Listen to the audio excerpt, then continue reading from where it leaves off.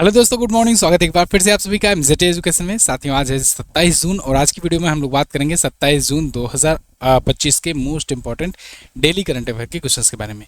पूरी वीडियो ध्यान से देखिएगा, पूरी वीडियो डिटेल से आपको समझाई गई है। अगर वीडियो पसंद आएगी तो इसे लाइक, शेयर और चैनल को सब्सक्राइब जरूर करना। सबसे पहले रोजाना की तरह रिवीजन करेंगे 1 मिनट में कल के करंट अफेयर का, फिर आज की तरफ बढ़ेंगे। तो कल हम लोगों ने जो जो चीज़ें पढ़ी थी उसका रिवीजन करते हैं। कल पढ़ा था हमने 25 जून को संविधान हत्या दिवस मनाया गया इमरजेंसी की याद में। इसके अलावा फ्रांस के वैज्ञानिकों ने ग्वाडेलोप की महिला में एक नए रक्त समूह की खोज की है। इसके अलावा भारत में गूगल ने अपना नया एआई मोड सर्च का जारी कर दिया है, लागू कर दिया है। अडानी ग्रुप ने कच्छ गुजरात में भारत का पहला of grid green hydrogen plant शुरू किया है। इसके अलावा वैश्विक शांति सूचकांक जारी किया गया। इसमें भारत 115वें स्थान पर रहा, पहले पर आइसलैंड रहा। इफ्को ने ब्राजील में अपना पहला विदेशी नैनो उर्वरक संयंत्र स्थापित किया है और भारत सहित 6 देशों को ब्लूमबर्ग की फिलैंथ्रोपिस्ट पुरस्कार की लिस्ट में शामिल किया गया। मतलब इन 6 देशों को मिला है, Bharat, Mauritius, Mexico, Montenegro, Philippines और यूक्रेन को। ठीक है। इसके अलावा कैबिनेट ने आगरा में उत्तर प्रदेश में अंतर्राष्ट्रीय आलू केंद्र की स्थापना को मंजूरी दी है।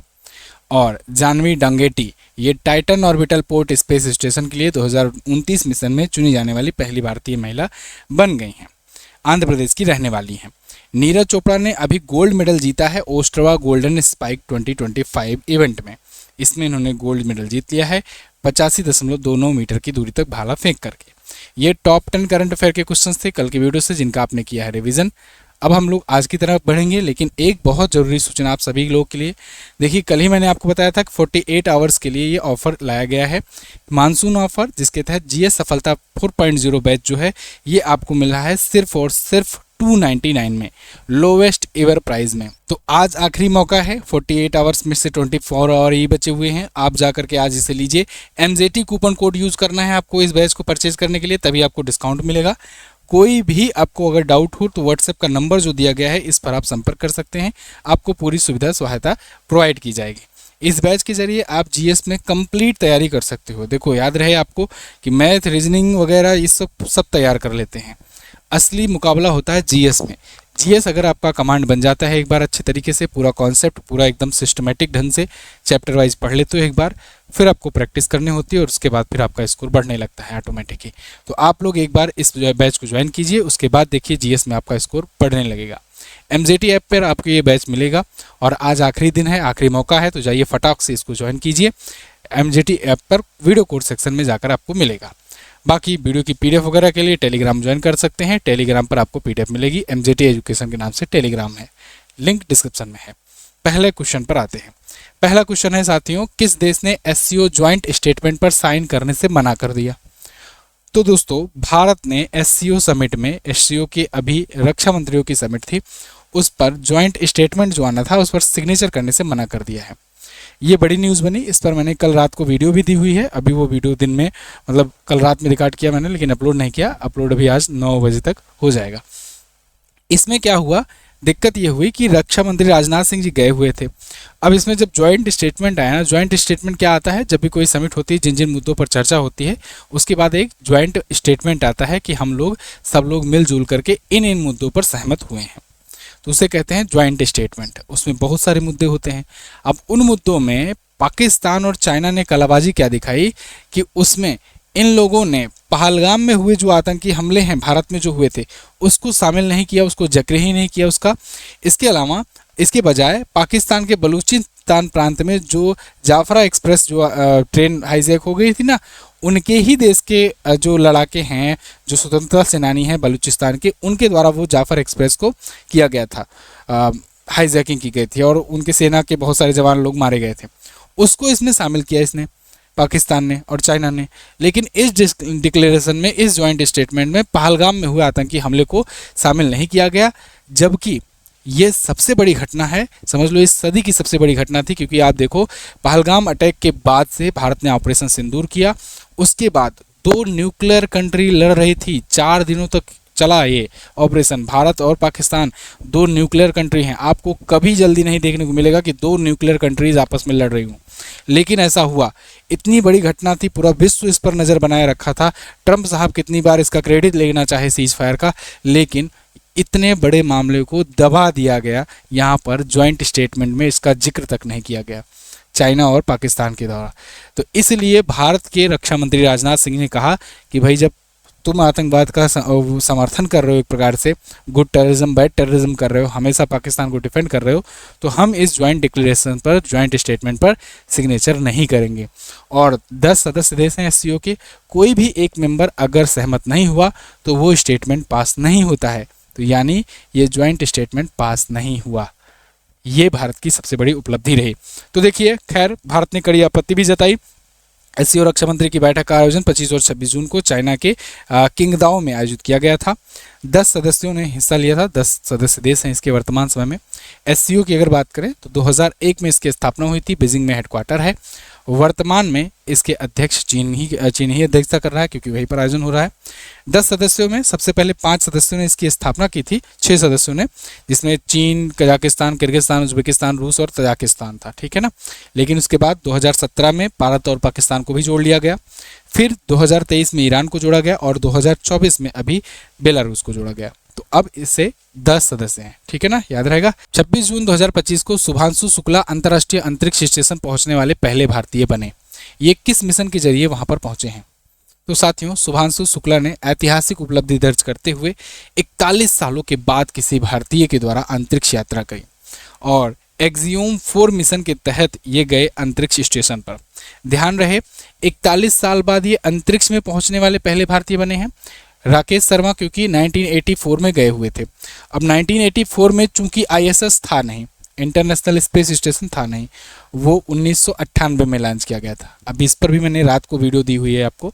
तो आईएसएस पर जाने वाले पहले भारतीय हैं, इंटरनेशनल स्पेस स्टेशन पर जाने वाले पहले भारतीय हैं और अंतरिक्ष में जाने वाले दूसरे भारतीय हैं। इस चीज़ को क्लियर कर लो दिमाग में, कॉन्सेप्ट, क्योंकि मैंने आपको बताया कि क्योंकि 1984 में जब राकेश शर्मा गए थे, मेजर राकेश शर्मा, तब आईएसएस था ही नहीं, तो वो अंतरिक्ष की यात्रा गए थे, करके चले आए थे।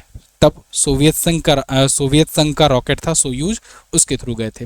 बाकी पूरी डिटेल जानकारी किस मिशन के लिए गए हैं, क्या क्या करने के लिए गए हैं, वो मैंने आपको इस वीडियो में दी हुई है। रात को ये वीडियो आई थी, तो आप ये वीडियो को जरूर जा करके देखिएगा, चैनल पे बेहतर नॉलेज बढ़ेगी।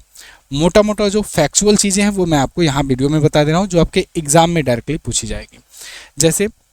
जैसे मिशन का नाम था एक्सियोम 4। ये मिशन 26 जून 2025 को 4:01 PM पर पहुंचा, 28 घंटे की यात्रा करके। लॉन्च किया गया था 25 जून 2025 को 12:01 पर। कहां से? कैनेडी स्पेस सेंटर से। कैनेडी स्पेस सेंटर से, जो कि कहां पर है? फ्लोरिडा में है, अमेरिका में है, ठीक है। जो जॉर्ज एफ कैनेडी थे, अमेरिकी की राष्ट्रपति, जो गोली मार के जिनकी हत्या हुई थी, तो उनके नाम पर यह स्पेस स्टेशन रखा गया है। फाल्कन 9 रॉकेट था स्पेस एक्स का, जिसके थ्रू इनको भेजा गया। रॉकेट का नाम, जिस अंतरिक्ष यान में ये बैठे थे उस अंतरिक्ष यान का नाम है ड्रैगन। जिस एजेंसी के द्वारा ये भेजे गए हैं, जिसका मिशन है ये पूरा, वो है एक्सियोम स्पेस। इसीलिए इस मिशन का नाम एक्सियोम 4 रखा गया है। इसी एक्सियोम स्पेस कंपनी का ये मिशन है। बात समझ में आई? शुभांशु शुक्ला के साथ 3 और एस्ट्रोनॉट गए हैं, जिसमें स्लेवोज उजानास्की, जो कि पोलैंड के हैं, पैगी वेटसन यूएसए अमेरिका की हैं, टिबोर कापू हंगरी के हैं, ठीक है। तो 1 महिला 3 पुरुष 4 लोग टोटल गए हैं वहाँ पर। कब तक रहेंगे? 14 दिनों तक के लिए रहेंगे। इंटरनेशनल स्पेस स्टेशन अंतरिक्ष में एक स्पेस स्टेशन है। 28,000 किलोमीटर पर घंटे की रफ्तार से, अगर टू बी प्रिसाइज अगर बात करें, 27,580 किलोमीटर पर आवर की रफ्तार से पृथ्वी का चक्कर लगा रहा है।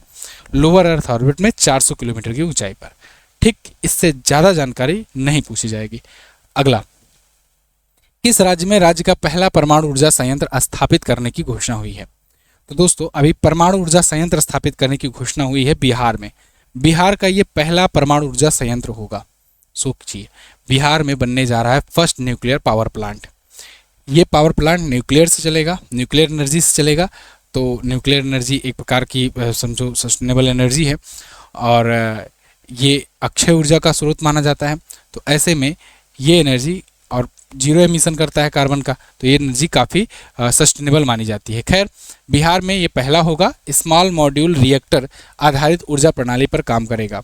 पहले से 6 राज्यों में चल रहे हैं न्यूक्लियर एनर्जी, जैसे महाराष्ट्र, तारापुर आप सुने होंगे, राजस्थान, उत्तर प्रदेश, गुजरात, कर्नाटक और तमिलनाडु जैसे, ठीक है। उत्तर प्रदेश में नरौरा है ना। खैर, तो ये जो है ऐसे ही न्यूक्लियर एनर्जी वाला यहाँ प्रणाली स्थापित की जाएगी। इसकी चर्चा बजट में भी हुई थी। इस बार का 2025-26 का जब बजट लॉन्च किया गया था तो उसमें 20,000 करोड़ रुपए का प्रावधान न्यूक्लियर एनर्जी मिशन की शुरुआत के लिए किया गया था। ये पॉइंट याद रखना केंद्रीय बजट में। वैसे मैंने बजट वाली वीडियो में आपको बताया था, लेकिन अभी चर्चे में आया है क्योंकि इसका खर्च होना शुरू हुआ है। ठीक है, अब न्यूक्लियर प्लांट के साथ साथ केंद्रीय सरकार जो है ये बिहार में 1000 मेगावाट बैटरी स्टोरेज परियोजना भी लॉन्च कर रही है। 1000 मेगावाट का बैटरी स्टोरेज यहाँ पर बनाया जाएगा।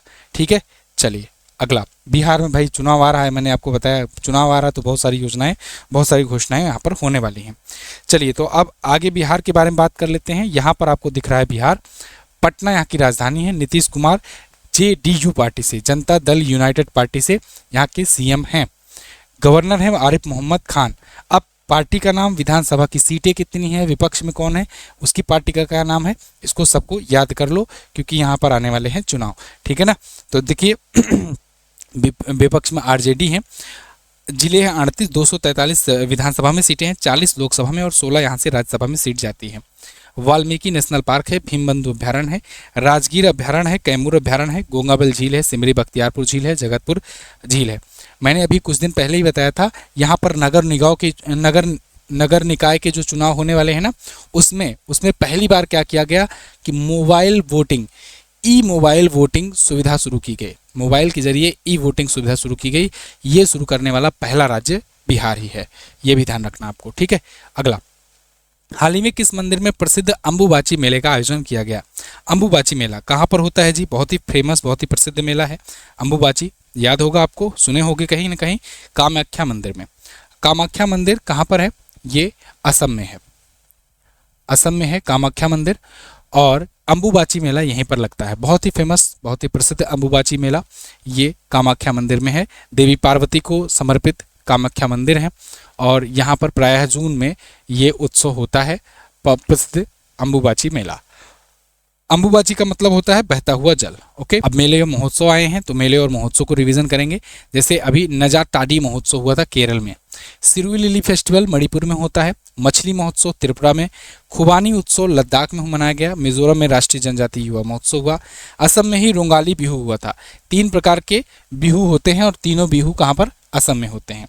पर्पल फेस्टिवल नई दिल्ली में हुआ था, ये दिव्यांगजनों के लिए था। जांस्कर महोत्सव लद्दाख में होता है। ठीक है, अगला। अंतर्राष्ट्रीय परमाणु ऊर्जा एजेंसी यानी IAEA ने किस देश के साथ कॉन्वेक्स या कहें कॉन्व एक्सरसाइज नामक सबसे बड़ा अंतर्राष्ट्रीय परमाणु आपातकालीन अभ्यास किया? तो अभी IAEA ने, इंटरनेशनल एटॉमिक एनर्जी एजेंसी ने, अभी रोमानिया के साथ मिलकर के रोमानिया में ही कॉन्व X3 नाम का सबसे बड़ा अंतर्राष्ट्रीय परमाणु आपातकालीन अभ्यास किया है। रोमानिया एक यूरोपियन कंट्री है।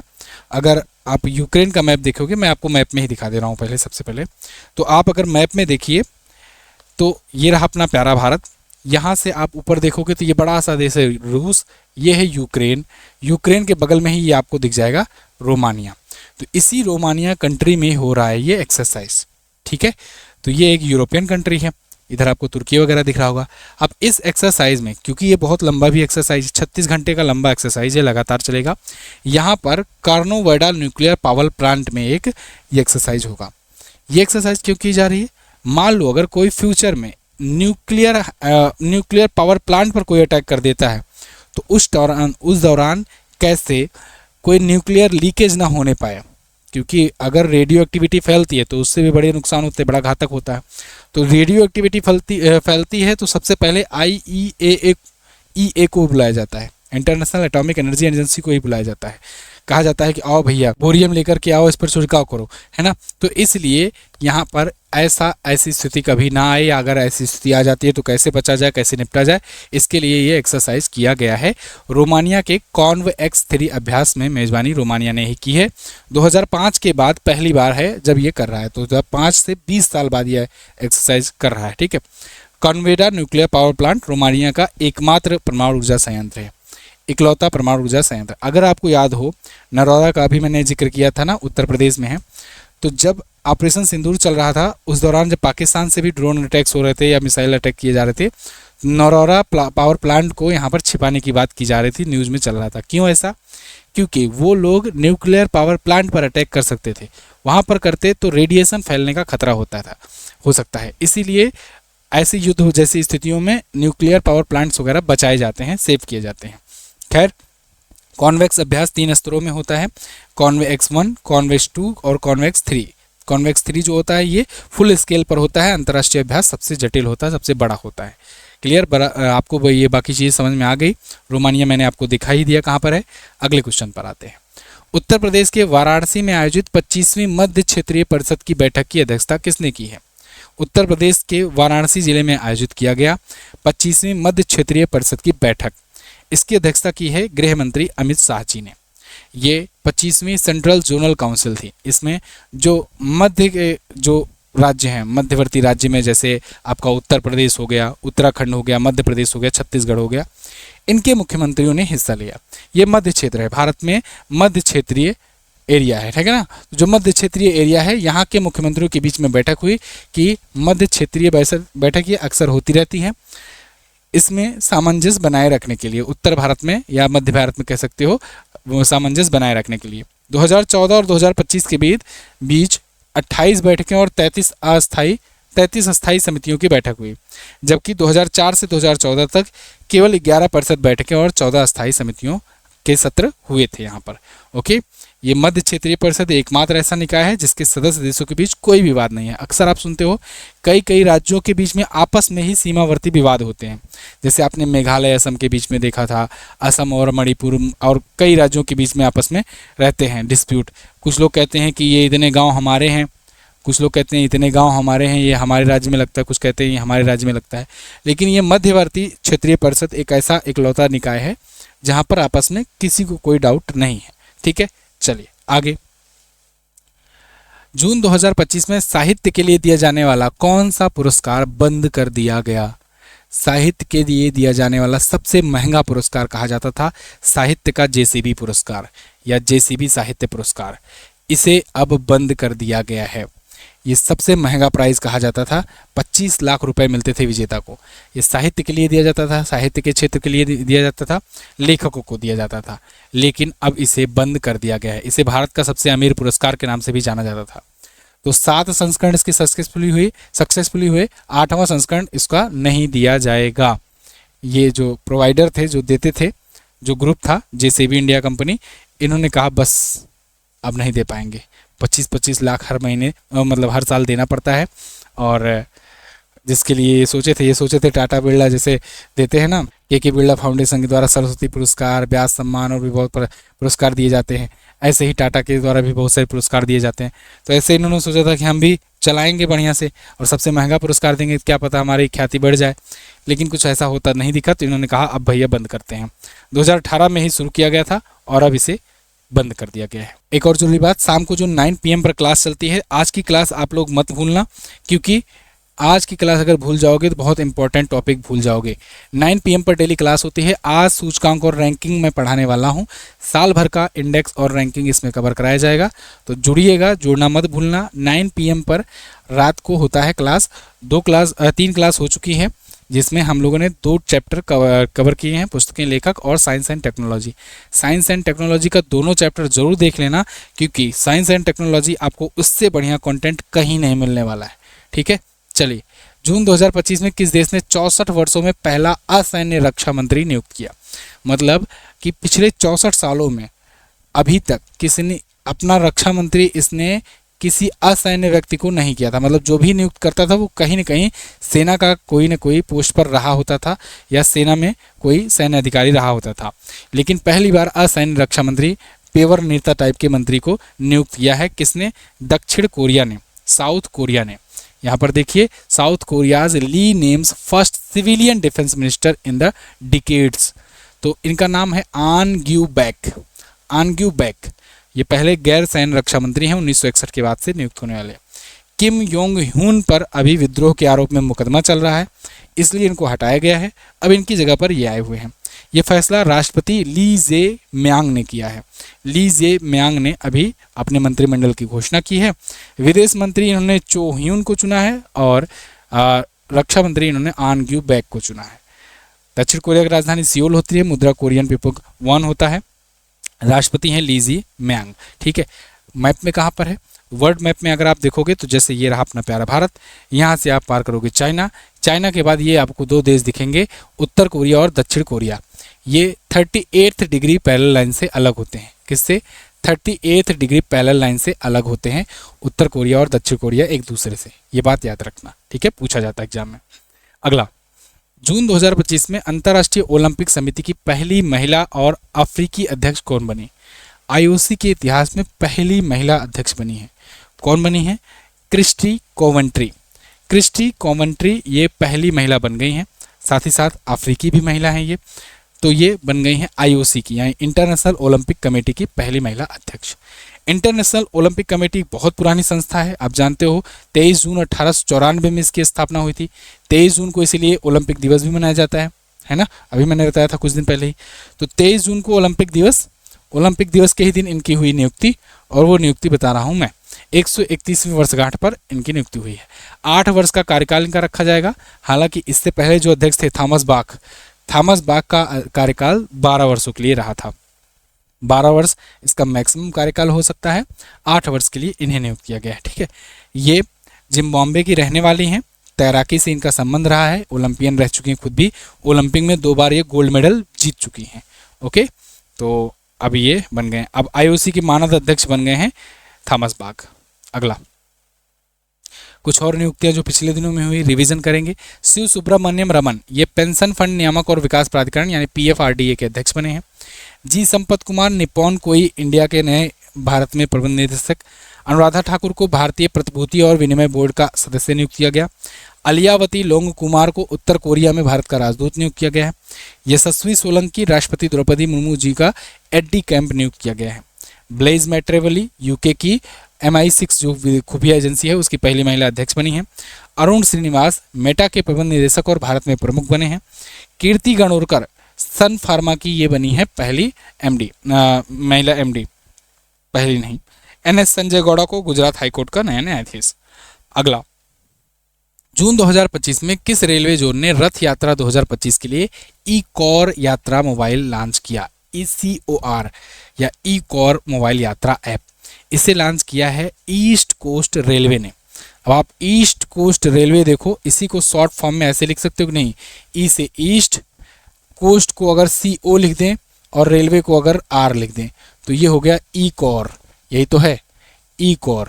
तो ई-कॉर यात्रा मोबाइल ऐप लॉन्च किया गया। अब यात्रा का ही नाम रखा गया है, यात्रा ये जगन्नाथपुरी यात्रा से संबंधित है। जगन्नाथपुरी यात्रा ये शुरू होने वाली है और ये प्रसिद्ध उड़ीसा के जगन्नाथपुरी मंदिर से निकलती है रथ यात्रा। ठीक है, भगवान जगन्नाथ जी की यात्रा निकलती है। तो अब इसी की यात्रा के मैनेजमेंट के लिए ये ई-कॉर यात्रा ऐप लॉन्च किया गया है। यात्रियों को सुविधाजनक सुविधाएं प्रोवाइड करने के लिए, भीड़ भाड़ से बचने के लिए, उनको सही से लोकेट करने के लिए, है ना, जैसे कुंभ जब हुआ था आयोजन तो यहाँ पर भी ऐसे ऐप्स वगैरह लॉन्च किए जाते थे ना, ऐसे ही ट्रेन कहाँ से मिलेगी, लाइव इन्फॉर्मेशन कहाँ कहाँ क्या है, लॉजिंग क्या है, टिकट काउंटर कहाँ है, ट्रांसपोर्ट कहाँ से मिलेंगे, सब कुछ इसमें सुविधाएं रहेंगी इस ऐप में। तो ये लाखों श्रद्धालुओं को जुटने में ध्यान रखते हुए ये डिज़ाइन किया गया है ईस्ट कोस्ट रेलवे के द्वारा। ठीक है जी, चलिए, तो रेलवे सेवाएं, आवास, यात्री सुविधाओं का संपूर्ण जानकारी यहाँ मिलेगा। कौन कौन से ऐप पिछले दिनों में आए हैं चर्चे में, जैसे डिपो दर्पण, अन्न मित्र, अन्न सहायता भारत सरकार ने लॉन्च किया। सचेत app national disaster management authority NDMA के द्वारा लॉन्च की गई। ई सेहत ऐप ये पूछा जाएगा, जम्मू कश्मीर ने लॉन्च किया था। भागीरथी मोबाइल ऐप उत्तराखंड राज्य सरकार ने, भागीरथी नदी उत्तराखंड में है तो वहाँ से आप याद कर सकते हो। PMIS मोबाइल ऐप वित्त मंत्री ने लॉन्च किया। राइज ऐप उत्तर प्रदेश सरकार ने लॉन्च किया, इंपॉर्टेंट है। आधार सुशासन पोर्टल इलेक्ट्रॉनिक्स और सूचना प्रौद्योगिकी मंत्रालय के द्वारा। आई स्पॉट पोर्टल ये सेबी के द्वारा। भारतीय रेलवे ने स्वर रोयल ऐप लॉन्च किया है और भारत रणभूमि दर्शन ऐप भारत सरकार ने लॉन्च किया। अगला, S&P ग्लोबल रेटिंग के अनुसार वित्तीय वर्ष 2025-26 के लिए भारत की GDP ग्रोथ रेट का अनुमान कितना रख दिया गया है? तो देखिए, S&P ने भारत की GDP ग्रोथ रेट का अनुमान बढ़ा करके कर दिया 6.5%। यहाँ पर देखिए कि इन्होंने 2026 का ग्रोथ रेट फॉरकास्ट किया है तो 6.5%। ये इन्होंने बताया हुआ है कि भाई मानसून और मौद्रिक नीति में नरमी आना इसकी वजह है। तो जीडीपी ग्रोथ रेट बढ़ा दिए हैं। जीडीपी क्या होता है, कई बार मैं आपको बताया हूँ, ग्रॉस डोमेस्टिक प्रोडक्ट, सकल घरेलू उत्पाद। किसी एक देश में किसी एक वित्तीय वर्ष के अंतर्गत जितनी भी सेवाओं का और उत्पादों का उत्पादन होता है उसे ही कहते हैं उस देश की जीडीपी, ग्रॉस डोमेस्टिक प्रोडक्ट। अब वो प्रतिवर्ष किस दर से बढ़ रही है, इसी को कहते हैं ग्रॉस डोमेस्टिक प्रोडक्ट का यानी जीडीपी का वृद्धि दर, ग्रोथ रेट, किस रेट से वो बढ़ रही है। ठीक है, तो इसी ग्रोथ रेट का अनुमान ये लोग लगाते हैं। तो इनका कहना यह है कि वित्तीय वर्ष 2025-26 में भारत की ग्रोथ रेट 6.5% होने वाली है। बात समझ में आई? चलिए, तो मानसून ऑफर का आप लोग फ़ायदा उठाइए, मानसून का इफेक्ट तो आपको देखने को मिलेगा ही। तो इस मानसून ऑफर के तहत आप मात्र 299 में प्राप्त कर सकते हो जीएस सफलता 4.0 बैच, जो 2025-26 के लिए सारी एग्जाम के लिए काम आएगा। आपका 1 साल की वैलिडिटी होगी, सारे सब्जेक्ट जीके जीएस के इसमें कवर कराए जा रहे हैं। मात्र 48 आवर के लिए लॉन्च किया गया था, 24 घंटे ऑलरेडी बीत चुके हैं, 24 ही घंटे और हैं। तो आप फटाफट से जाकर के इसको परचेज कर सकते हो। MZT ऐप पर लेना है, किसी भी सहायता के लिए इस नंबर पर व्हाट्सएप कीजिए। MZT ही कूपन कोड है, तो आप MZT कूपन कोड यूज़ करेंगे तो आपको ये बैच मिल जाएगा। इसके अलावा हमारी ई बुक्स भी अवेलेबल हैं, तो आप किसी भी लैंग्वेज में नहीं, हिंदी और इंग्लिश दोनों लैंग्वेज में प्राप्त कर सकते हो ई बुक्स वगैरह। लास्ट देखिए क्वेश्चन बात करते हैं। अच्छा, कल मैंने वैसे वर्बली क्वेश्चन पूछा था, एक तो यही पूछा था कि बिहार पहला राज्य बना है ई वोटिंग सुविधा लॉन्च करने वाला। दूसरा मैंने पूछा था कि G21 कौन बना है, मतलब कि G20 के बाद G21 बना तो वो 21 सदस्य कौन सा था G20 ग्रुप में शामिल होने हैं, तो वो था अफ्रीकन यूनियन। दोनों क्वेश्चन का आंसर, ठीक है ना। आज आपको क्या बताना है, आज बताना है ब्राज़ील निम्न में से किस महाद्वीप में पड़ता है। दूसरा आपको बताना है वैश्विक शांति सूचकांक में कौन सा देश सबसे अंतिम स्थान पर है, लास्ट में कौन है, ये बताइए। दोनों क्वेश्चंस के बारे में जो भी पता होगा डिटेल से जरूर आंसर करना। Thank you so much. Video को प्यार दीजिए, लाइक कीजिए, शेयर कीजिए और कमेंट कीजिए। और मैं मिलता हूँ अगली वीडियो में, तब तक के लिए नमस्कार, जय हिंद, वंदे मातरम।